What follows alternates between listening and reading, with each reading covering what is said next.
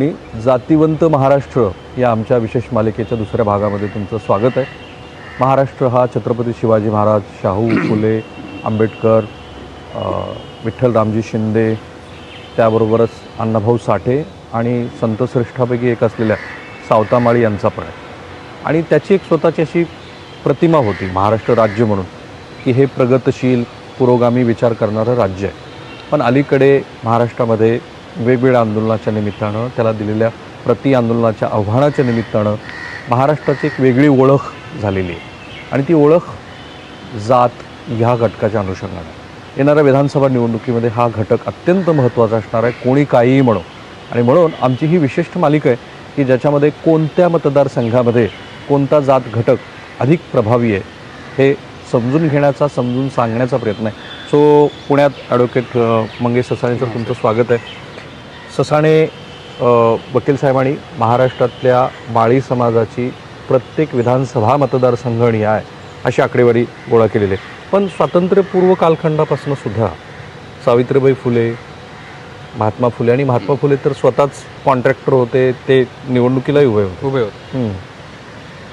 तर हा जागृत समाज आहे. तसं म्हणलं तर माळी समाज हा पहिल्यापासून कष्ट करणारा आणि आहे त्या परिस्थितीमध्ये मळे फुलवून, फुलांची शेती करून, किंवा मग जे देवस्थानं तत्कालीन होती त्याला हार असतील किंवा फुले असतील हे सगळं करून आता माळी समाजामध्ये अनेक वेगवेगळ्या जाती आहेत. मग फुलमाळी, जिरेमाळी, हळदेमाळी, सावतामाळी, म्हणजे आपण ज्याला म्हणतो की जे देवाची सेवा करायची. त्यानंतर लिंगायत माळी, पंचकळशी, चौकळशी, अशा माळी समाजाच्या विविध जाती. किती पोट जाती आहेत माळी समाज? जवळजवळ 15 ते 20 पोट जाती माळी समाजाच्या आहेत. आणि माळी समाज हा फक्त महाराष्ट्रात नसून हा राजस्थानामध्ये मौर्य, शाक्य, कुशवा, सैनी, भारतातल्या विविध राज्यामध्ये माळी समाज आहे. आता आपण जर महाराष्ट्राचं घेतलं तर माळी समाजाला पहिल्यापासून तो वारसा आहे की प्रस्थापित व्यवस्थेच्या विरुद्ध किंवा अन्यायाच्या विरुद्ध उठाव करायचा, पेटून उठायचं. महात्मा फुलेंनी त्यावेळेस जी पाखंड होतं, जी गुलामगिरी होती, जी जाती व्यवस्था. किती निवडणुका लढवल्या महात्मा फुलेंनी एक निवडणूक लढवली होती, पहिल्यांदा ते पडले. नंतर परत पुणे महानगरपालिकामध्येच महात्मा फुले मेयर होते. बरं. हो. मग त्या मला ज्ञात इतिहास आहे पण थोडं क्युरियस. त्यामुळं महात्मा फुलेंच्या पासून आम्हाला प्रतिनिधित्व करण्याचा, महात्मा फुलेंनी त्याच्यामधून फक्त याच्यामध्ये पुणे महानगरपालिकेमध्ये प्रतिनिधित्व केलं नाही, त्यांनी वेगवेगळ्या क्षेत्रामध्ये मुलींची पहिली शाळा महात्मा फुलेंनी चालू केली. त्यानंतर मोठे कॉन्ट्रॅक्टर होते. आज आपण बघतो कात्रजचा पूल, बनगार्डनचा बंधारा महात्मा फुलेंच्या कंपनीने बांधलेला आहे. त्यानंतर महात्मा फुलेंनी विविध क्षेत्रात काम केले, कामगारांच्या क्षेत्रामध्ये काम केलेलं आहे. महात्मा फुलेंनी विधवा केशवपन जे होतं त्याच्या विरोधात काम केलेलं आहे. महात्मा फुलेंचा जो दत्तक पुत्र यशवंत, तो एक ब्राह्मण विधवेचा मुलगा महात्मा फुलेंनी दत्त केला. म्हणजे सोशल रिफॉर्म काय, हे सोशल रिफॉर्म महात्मा फुलेंनी चालू केले. अशा महात्मा फुलेंचा वारसा हा माळी समाजाला आहे. पण मग आता महात्मा फुले आता महाराष्ट्राचं नवं राजकीय नेतृत्व, म्हणजे अलीकडे महाराष्ट्र स्थापन, छगन भुजबळ आहेत, जयकुमार गोरे आहेत, आणि आज आपल्यात हयात नसलेले राजीव सातव आहेत, रुपाली चाकणकर आहेत, अमोल कोल्हे आहेत, देवयानी फरांदे आहेत. असे बरेच याच्यामध्ये. हे फक्त राजकीय नेतृत्व नसलं, प्रशासकीय सेवेमध्ये पण आमचे महेश झगडे साहेब आहेत, शंकरराव सातव आहेत. वेगवेगळ्या क्षेत्रामध्ये माळी समाज प्रतिनिधित्व. आता माळी समाजाचे किती आमदार आहेत महाराष्ट्रात? आता सध्या 6 आमदार आहेत. कोण कोण? जयकुमार गोरे, भुजबळ साहेब, त्यानंतर अतुल सावे साहेब, मंत्री, देवयानी फरांदे, आता प्रज्ञाताई सातव, आता विधान परिषदेचे झालेले योगेश टिळेकर, मनीषाताई चौधरी, असे 5 ते 6 आमदार आता आहेत. आणि एक मला असं दिसतंय की त्यातले बहुसंख्य आमदार हे भारतीय जनता पार्टीचे. बहुसंख्य आमदार आता असतील, म्हणजे हे 2 आता वाढले असतील, जयकुमार गोरे असतील किंवा मनीषाताई चौधरी असतील. तसं म्हणलं तर माळी समाजाचं जे राजकीय प्रतिनिधित्व आहे, कारण की गावगाड्यामध्ये कष्ट करणारा हा समाज की असेल त्या, म्हणजे कोणत्याही गावात गेलं तर सगळ्यात चांगली शेती, सगळ्यात स्वच्छ शेती माळी समाजाची. तो शेतीच्या माध्यमातून तो सदन झाला. आणि महात्मा फुले सावित्रीबाईंचा जो वारसा होता त्या वारसाने शिक्षणाचं महत्त्व कळलं आणि मग शिक्षणाची जी दारं उघडली गेली आणि त्या शिक्षणाच्या माध्यमातून अनेक मग सरकारी नोकऱ्या असतील, IAS IPS असतील, अशा ठिकाणी माळी समाजांनी नशीब आजमावलं आणि आज चांगलं प्रतिनिधित्व करून विविध क्षेत्रामध्ये माळी समाज हा पुढे गेलेला आहे. बरं, जिल्हा परिषदा, आता महापालिका याच्यात किती रिप्रेझेंटेशन होतं? म्हणजे किती महापौर झाले माळी समाजाचे? माळी समाजाचे आता पुण्यामध्ये जवळजवळ आमच्या चंचलताई कोदरे झाल्या, वैशालीताई बनकर झाल्या, आमचे बाळासाहेब शिवरकर झाले, त्यानंतर ढोले पाटील. म्हणजे पुणे जिल्ह्यामध्ये मग पुणे महानगरपालिका असेल तुमच्या, त्यानंतर मग दौंड असेल, तुमचं सासवड असेल, हे जे त्यानंतर नाशिक असेल, तुमचं अकलूज म्हणजे नगर जिल्हा असेल, नगर जिल्ह्यामध्ये पण अनेक ठिकाणी प्रतिनिधित्व केलेलं आहे. आणि मग तुमचं काय म्हणणं आहे, 2004 नंतर काय बदललं? नाही, झालं असं की प्रस्थापित समाजाविरुद्ध राजकीय प्रतिनिधित्व, कारण की मराठा समाजाच्या विरुद्ध आतापर्यंत महाराष्ट्राचं चित्र असं होतं गेल्या 100 वर्षापासून की राजकीय सत्ता किंवा जे आपण म्हणतो की गावगाडा किंवा सत्ता जे आहे ते फक्त मराठा समाज. पण ज्या स्वातंत्र्यानंतर किंवा 92-93 सालानंतर जे राजकीय आरक्षण मिळालं 73व्या-74व्या घटना दुरुस्तीनंतर, मग त्या गावगाड्यामध्ये ग्रामपंचायत असेल, पंचायत समिती असेल, नगरपालिका असेल, नगर परिषद असेल, तिथं जिल्हा परिषदा असतील, तिथं माळी समाज नशीब आजमावायला लागला, प्रतिनिधित्व करायला लागला. हे कुठं तरी आणि त्याच्यामधून राजकीय नेतृत्व उदयास आलं. पण हे कुठंतरी होतंय नाही होतंय, कारण की महाराष्ट्रामध्ये फक्त जे राजकीय प्रतिनिधित्व करण्यामध्ये मराठा समाजाच्या विरुद्ध किंवा बरोबर खांद्याला खांदा लावून उभा राहणारे 2 ते 3 समाज, एक माळी समाज, एक धनगर समाज आणि वंजारी समाज. पण धनगर समाजाची मी आकडेवारी बघितली, तौलानिक अभ्यास केला तर माळी समाजाचं पॉलिटिकल रिप्रेझेंटेशन हे अधिक आहे. हा, नक्कीच ना, हे अधिक आहे. पण आपण जर विधानसभेमध्ये बघितलं, आपण जर लोकसभेमध्ये बघितलं, तर मग तुम्हाला दिसून येईल की तिथं हे प्रतिनिधित्व झालं असतं. पण कुठंतरी असं दिसायला लागलं की हा समाज आर्थिकदृष्ट्या सधन आहे, हा समाज शिकलेला आहे, याला अधिक हक्क अधिकारासाठी तो भांडतोय. आणि मग त्यानंतर मग तो जो 2004चा JR आला आणि त्या कुणबी दाखल्यांनी माळी समाजाचं पॉलिटिकल रिप्रेझेंटेशन, मग ते पंचायत राज पासून असेल किंवा विधानसभा लोकसभे, पंचायत राज म्हणजे तिथं खरी आपलं म्हणतो पहिली पायरी असती ग्रामपंचायतीची, पंचायत समितीची, आणि तिथून पुढं मग ते प्रतिनिधित्व कायद्याच्या सभागृहामध्ये होतं. तिथलीच प्रगती आमची खुंटवायचं काम ह्या कुणबी दाखल्यांनी केलं 2004ला. 2004 नंतर काय झालं त्याचे राजकीय परिणाम? त्याचे राजकीय परिणाम तेच झाले. ओबीसीच्या प्रत्येक जागेवर कुणबी दाखल्यांनी मराठा समाजाचा तिथला प्रस्थापित नेता आला, पाटील आला, देशमुख आला, आणि मग माळी समाजाला ओबीसी मधनं हद्दपार केलं. मग कुठंतरी शहरामध्ये म्हणजे पुणे असेल, नगर असेल, नाशिक असेल, तिथं फायनान्शियली आर्थिकदृष्ट्या सक्षम असणारा मग कुठंतरी ओपन मधनं एखादा आता दिसतोय आपल्याला. पण जर ते ओबीसीचं रिझर्वेशन असतं, हे कुणबी दाखले नसते, तर 100% आज माळी समाजाने महाराष्ट्रामध्ये चांगल्या प्रकारे प्रतिनिधित्व मिळवले. एखादं उदाहरण मला सांगता की 2004च्या आधी ह्या मतदारसंघामध्ये स्थानिक स्वराज्य संस्थाचे, बाय द वे पंचायत राज व्यवस्था ही राजीव गांधींनी आणली. आपल्या राज्यामध्ये पंचायत राज व्यवस्थेमध्ये ओबीसी समाजाच्या आरक्षणाचा त्याला मान्यता देण्याचं काम श्री शरद पवार यांनी केलं, तर ऑल क्रेडिट गोज टू हिम. पण 2004च्या JR नंतर असा एखादा मतदारसंघ आहे की जिथे हळूहळू रिप्रेझेंटेशन कमी होतं? आता आमच्या हडपसर मतदारसंघ जर पाहिला तर तिथं आमचे बाळासाहेब शिवरकर हे 3 टर्म आमदार होते.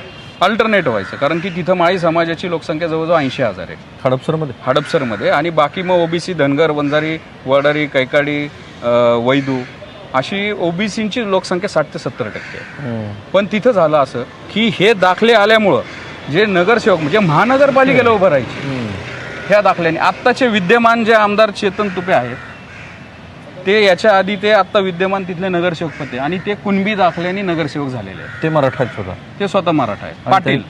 अच्छा, म्हणजे त्यांनी कुणबी प्रमाणपत्र घेतलं, आपल्या नगरसेवक त्यांचेच जास्त निवडून आले. मग तुमची जी एक स्टेप असती, पहिल्यांदा नगरसेवक होणं, त्यानंतर मग तुमचं कुठंतरी महानगरपालिकेमध्ये प्रतिनिधित्व मिळणं किंवा मग नगराध्यक्ष होणं, आणि त्यानंतर मग तुम्हाला राजकीय दृष्ट्या तुम्हाला सक्षम समजून मग तुम्हाला विधानसभेचं, लोकसभेचं तिकीट दिलं जातं. आमच्या ज्या पहिल्या पायरी जी चढायची तिथंच आमचे पाय छाटले. आता एक तुम्हाला आणखीन एक उदाहरण हो, सांगतो. मला समजून द्या तुम्ही. महाराष्ट्र हा पुरोगामी आहे, जातीपातीवरती किमान माध्यमांनी तरी चर्चा करू नये हे कालपर्यंतचं एक गृहीतक होतं. आम्ही पण ते मान्य केलं होतं, सगळ्याच माध्यमांनी मान्य केलं होतं. आता परिस्थिती बदलली आहे. ती बदललेली परिस्थिती अशी दाखवते आहे की येणाऱ्या विधानसभा निवडणुकीमध्ये जात हा फॅक्टर खूप महत्त्वाचा असणार आहे.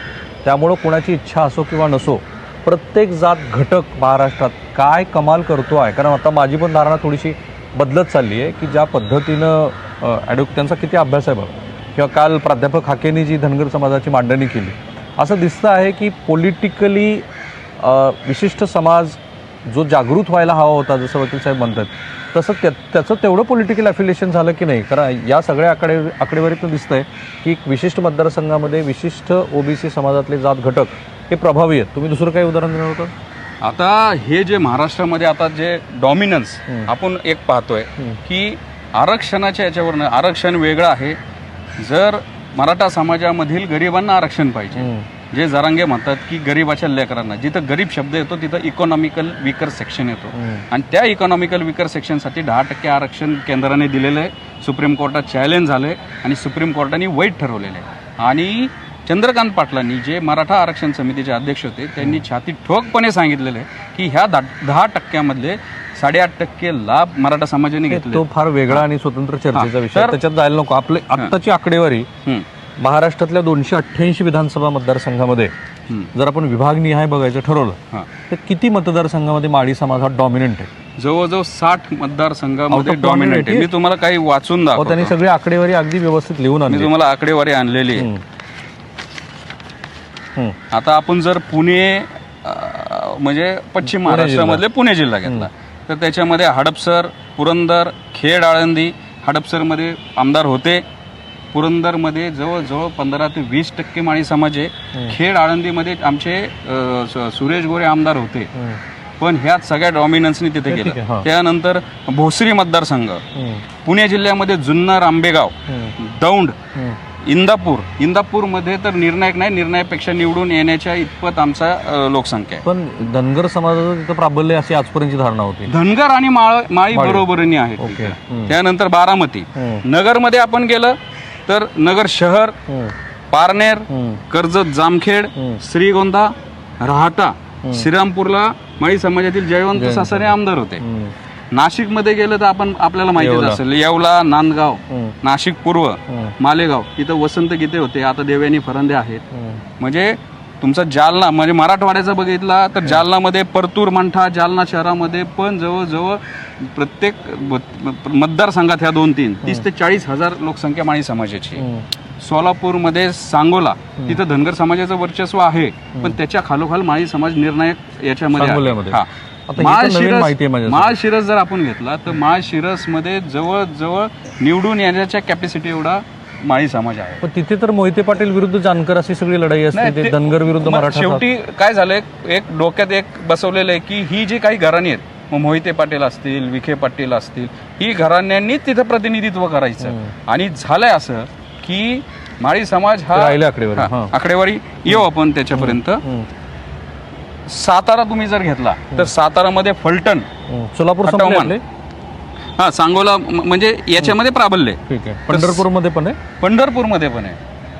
त्यानंतर सातारामध्ये घेतला आपण तर फलटण, खटाव, मान, वाईमध्ये नगराध्यक्ष झालेले आहेत. खंडाळा तालुक्यामध्ये माळी समाज भरपूर आहे, गावाच्या गाव आहेत. तर तुम्ही बीडमध्ये गेलं तर बीडमध्ये आष्टी आणि बीड शहरामध्ये भीमराव धोंडे माळी समाजाचे आमदार होते. परळीमध्ये वंजारी समाजानंतर निर्णायक मतदान माळी समाजाचं आहे असं परळीमध्ये. तुमचं सांगलीमध्ये गेलं, सांगली आणि कोल्हापूरमध्ये माळी समाज लिंगायत माळी म्हणून आहेत. जे आपण कर्नाटकच्या म्हणजे बिदर, भालकी, जो बेळगाव जो आहे तिथं जो माळी समाज आहे तो लिंगायत माळी आहेत. ते पॉलिटिकली एवढे जरी नसले तरी पण निर्णायक मतदान आहे सांगली शहरामध्ये. तुमचं मुंबईमध्ये आमचे मनीषाताई चौधरी आहेत. मुंबईमध्ये जे काही अलिबाग म्हणजे रायगड जिल्हा आपण जो पकडतो तिथं चौकशी, पंचकळशी माळी समाजाची खूप मोठी लोकसंख्या आहे. आणि निर्णायक मतदान फक्त होतंय असं की प्रस्थापितांना, फक्त मुंबईमध्ये थोडंसं मराठा समाज नसला तरी आगरी समाजाला माळी समाज हा मतदान करतो. तुमचं विदर्भ जर बघितलं तर हिंगोली, कळमनुरी, औंढा नागनाथ, हिंगोलीमध्ये आमचे राजीव सातव मुख्यमंत्री पदाचा फेस होते आणि ते समाजाचं खूप मोठं नुकसान आहे त्यांच्या त्या अकाली जाणे. त्यानंतर तुम्ही मराठवाड्यामध्ये आणखीन बघितलं तर औरंगाबाद, कन्नड, पैठण, वैजापूर, फुलंब्री, अक्कलकोटला सिद्धराम म्हेत्रे हे आमदार होते. हे मतदारसंघामध्ये पण निर्णायक आमची लोकसंख्या माळी समाजाची आहे, जे बऱ्याच लोकांना माहीत नाही.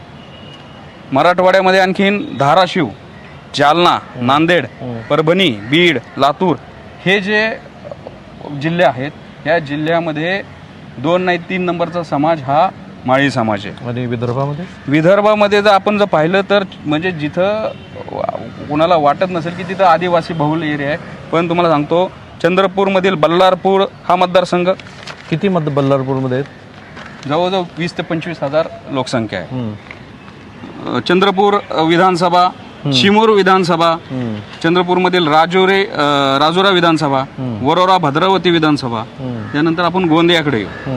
गोंदिया विधानसभा, भंडारामधील साकोली, नागपूर शहरामध्ये कटोल हा मतदारसंघ, वर्ध्यामध्ये आर्वी मतदारसंघ, वर्ध्यामध्ये देवळी मतदारसंघ, वर्ध्यामध्ये हिंगणघाट, वाशिममध्ये कारंजा. ओके, आता मला जे लक्षात आलं तुमच्या सांगण्यावरून, सह्याद्रीचा जो डोंगर रांगा आहेत त्याच्या आजूबाजूच्या जिल्ह्यामध्ये जास्त डॉमिनन्स आहे. कारण की जिथं सह्याद्रीच्या आजूबाजूला जिथं पाण्याचा प्रदेश आहे, जिथं शेती पिकते त्या ठिकाणी हे सगळं माळी समाजाचं प्राबल्य आहे. याच्यामध्ये आपण जर पाहिलं असेल की आर्थिकदृष्ट्या जरी थोडासा पश्चिम महाराष्ट्रामध्ये जरा सक्षम असला, म्हणजे नाशिक असेल किंवा हा पुण्याचा रिजन असेल, तर बाकी ठिकाणी झालंय काय. आपण आता अकलूजचं सांगितलं, ह्या म्हणजे प्रस्थापित मराठा समाजाचे साखर कारखाने आहेत, सूत गिरणे आहेत, दूध संघ आहेत, पतपेढे आहेत, त्याच्यानंतर तुमच्या जिल्हा बँकामध्ये वर्चस्व आहे. मग याच्यामध्ये काय झालंय, समाजातील काही जण मग तिथं कारकून म्हणून नोकरीला आहेत, काही जण शिपाई म्हणून नोकरीला आहेत, काही जण वेगवेगळ्या याच्यावर आहे. मग तिथं ज्या वेळेस त्या समाजातला समजा एका घरातला कोणतरी उभा राहायला जातो ना, मग त्याच्या त्या बाकीच्याला बोलून घेतलं जातं, म्हणलं जातं. तुम्हाला काउंटर प्रश्न विचारतो बघा, जिथे कुठलंही आजूबाजूच्या राज्यातलं पण हे राजकारण बघितलं, कर्नाटकमध्ये वक्कलिंग आणि लिंगायत डॉमिनंट आहेत, ते रूल करतील. म्हणजे मराठा समाज इथे संख्येनं अधिक आहे, तर तो पॉलिटिकली सेन्सिटिव्ह असणं आणि त्यांचा राजकारणात डॉमिनन्स असणं याच्यात काही वावगं नाही आहे. गुजरातमध्ये पटेल तशीच अवस्था आहे, मध्य प्रदेशमध्ये तुम्ही जाल तर तिथे ओबीसीचं बाहुल्य दिसतं, छत्तीसगडमध्ये आदिवासी अधिक आहेत, तशीच परिस्थिती आहे. त्यामुळं कुठल्याही विशिष्ट अशा समाजाच्या विरोधातली ही चर्चा नाही आहे. आपण फक्त एवढंच समजून घेत आहोत की महाराष्ट्रात कोणत्या मतदारसंघामध्ये किती लोक जात घटक हे प्रभावी आहेत. पण आता कोणी हे बघणारे असं म्हणतील की वकील साहेब सांगताना मराठा समाजाचं सांगतात, पण भुजबळ सारखे एवढे मोठे नेते होते ना, आहेत आजही. मग तेच झालं ना, माझं सांगण्याचं हेच असं आहे की हा समाज प्रत्येक ठिकाणी म्हणजे आपण जे 93-94 सालापासून पंचायत राजमध्ये ज्यावेळेस राजकीय आरक्षणाद्वारे ग्रामपंचायत, नगरपालिका, जिल्हा परिषदा, पंचायत समित्यामध्ये तो उभा राहायला लागला, निवडून यायला लागला आणि मग कुठंतरी नगराध्यक्ष पद, कुठंतरी महापौर पद घ्यायला लागला, त्यानंतर मग कुठंतरी जो या समाजाचा राजकीय आधारस्तंभ आहे, मग त्या भुजबळ साहेबांना टार्गेट करायचं चालू झालं. आज भुजबळ साहेब का बरं मुख्यमंत्री नाही झाले, का उपमुख्यमंत्री पदाचा राजीनामा घेतला? भ्रष्टाचाराचे आरोप भुजबळ सोडून किती नेत्यांवर झाले, किती जणांना जेलमध्ये टाकलं. कुठंतरी एक राजकीय तुमचा जो आधारस्तंभ आहे त्याला खच्ची करायचं. पण त्यांनी भ्रष्टाचार केला असं ईडी म्हणते. नाही, ईडीचा आता ती केस चालू आहे, त्यांनी क्लोजर रिपोर्ट दिलेला आहे महाराष्ट्र सदनच्या याच्यामध्ये. मग त्यामुळं कुठंतरी तुम्हाला असं म्हणाले भारतीय जनता पार्टीने जी कारवाई केली त्यांच्यावरती, गृहमंत्री आणि मुख्यमंत्री त्यावेळेला एकच होते, देवेंद्र फडणवीस, हे राजकीय कारणामुळे केलं. हा, नक्कीच असं समजू शकतो आपण. मग त्याच वेळेस त्यांच्या व्यतिरिक्त मग मुख्यमंत्र्यांवर अटक केली का? भुजबळ साहेब तर उपमुख्यमंत्री होते. तुम्ही ह्या अँगलनी बघता की भुजबळ हे बाकीच्या कोणत्या समाजाचे नेते, त्यावेळेस इतर कोणत्या नेत्यांवर भ्रष्टाचाराचे आरोप नव्हते? आता काय केलं जातं की आता फक्त आरोप करायचे आणि मग तुम्ही आमच्या सरकारमध्ये सामील व्हा. आपण बरेच, मी कुणाचं नाव मला घ्यायचं नाहीये, ते सत्तेत असतील, साहेबांबरोबर असतील, पण अशा नेत्यांना सरळ तुम्हाला क्लीन चिट दिली जाते, तुम्हाला गंगेसारखं पवित्र करून सत्तेत घेतला असं मग आपण समजून. ठीक आहे, मग अगदी मुलाखतीच्या शेवटच्या 2-3 प्रश्नाकडे आपण येतोय. आत्ता येणाऱ्या विधानसभा निवडणुकीमध्ये माळी समाज हा कन्सॉलिडेट होऊन काही वेगळा विचार करेल असं नक्कीच आमच्या जी काय बरीच मंडळी आहेत हं. यांनी पक्षविरहित जसं इतर समाजांनी केलेले पक्षविरहित एक माळी मिशन म्हणून एक चालू केलेले बरं. की एक टार्गेट ठेवलेले 4 खासदार आणि 40 आमदार. असं ठेवलं तुम्ही? कारण की आता तुम्हाला आताची एक घटना सांगतो. हं. पुरंदर तालुक्यामध्ये एक दौंडज म्हणून एक गाव आहे. हं. तिथं ओबीसीचं आरक्षण होतं आणि ओबीसी सरपंच भुजबळ म्हणून होत्या. आता ह्या सगळ्या जे आता सामाजिक जे ध्रुवीकरण झालंय किंवा जी परिस्थिती खराब झाली त्याच्यामध्ये सवर्ण समाजाने किंवा मराठा समाजातील बाकीच्या सदस्यांनी त्या सरपंचांवर अविश्वास ठराव आणला हं. आणि त्यांचं पद घालवलं आणि आता परत निवडणूक लावून हं. कुणबी दाखल्याद्वारे दुसरं कोणतरी एकाला हे करायचं चाललंय. मग जर हे प्रत्येकाला आम्ही आत्तापर्यंत तुमचं नेतृत्व मान्य केलं, तुम्हीच आमचे आमदार, तुम्हीच खासदार, तुम्हीच मंत्री, तुम्हीच झेडपी अध्यक्ष, आम्हाला कुठेतरी सदस्य करा, आम्हाला साखर कारखान्यात एखादी दुसरी जागा द्या, आम्हाला जिल्हा बँकेमध्ये एखादं दुसरं सदस्यपद द्या. आम्ही कधी चेअरमनशिप मागितली नाही. पण जर आम्हाला आता तुम्ही लाथडत असताल, आमचं जे नेतृत्व आहे भुजबळ साहेब असतील त्यांना तुम्ही म्हणत असाल की तुमचं राजकीय कारकीर्द संपवतो, तर नक्कीच हा माळी समाज आता काय करणार तुम्ही? 40 मतदारसंघामध्ये जाणार? हो, 40 मतदारसंघामध्ये जाणार. तिथं जर आम्हाला प्रतिनिधित्व दिलं नाही, कारण की आमचं आकडेवारी प्रत्येक पक्षासमोर असते. आजकाल प्रत्येक पक्ष स्टॅटिस्टिक्स शिवाय चालत नाही. बरोबर. मग जर समजा आकडेवारी समजा आमचा हडपसर विधानसभा मतदारसंघ आहे, तुमचा दौंड आहे, अशा याच्यामध्ये जर आम्हाला डावलून प्रस्थापित तिथला मराठा समाजाचा किंवा आणखीन कुठल्या प्रस्थापित एखाद्या नेत्याला, का तर तो प्रस्थापित आहे, तो फक्त पैसे खर्च करू शकतो आणि तो आधीपासून साहेबांच्या जवळचा आहे, आधीपासून याच्या जवळचा आहे, असं दिलं तर 100% आम्ही तिथं आमची वेगवेगळी भूमिका घेऊ आणि प्रचार करणार. हो, 100% करणार. का नाही करणार? आज काय चालू आहे महाराष्ट्रामध्ये? एक जण उठतो आरक्षणाच्या मुद्द्यावरनं, तो डायरेक्ट समाजाचं वर्चस्व, समाज निवडून आला पाहिजे, आम्ही आता निवडणुका घेणार, आम्ही ह्यांना पाडणार, नावं घेऊन पाडायची भाषा करतात ते. मग आम्ही का नाही करावं? या नोटवरती थांबूया. बघा, ही मालिका किती महत्त्वाची आहे हे आता प्रेक्षकांच्या लक्षात आलं असेल. एज्युकेटेड असलेले, वकील असलेले, स्वतः कायद्याचा नीट अभ्यास असलेले, तेवढीच राजकीय समज असलेले ॲडव्होकेट मंगेश ससाणे जे महाराष्ट्राला सांगतायत ना की त्यांच्या समाजाची प्रातिनिधिक आपण म्हणू की ती प्रतिक्रिया आहे. पण जर एवढी राजकीय जागृती ह्या समाजामध्ये अशा पद्धतीनं येत असेल तर त्याचे पडसाद येणाऱ्या विधानसभा निवडणुकीमध्ये निश्चित पडणार आहे आणि सर्व पक्षाला त्याचे पॉलिटिकल भोगावेच लागणार आहेत. कॅमेरामन निकेतन मानेसह मी राहुल कुलकर्णी, NDTV मराठी, पुणे.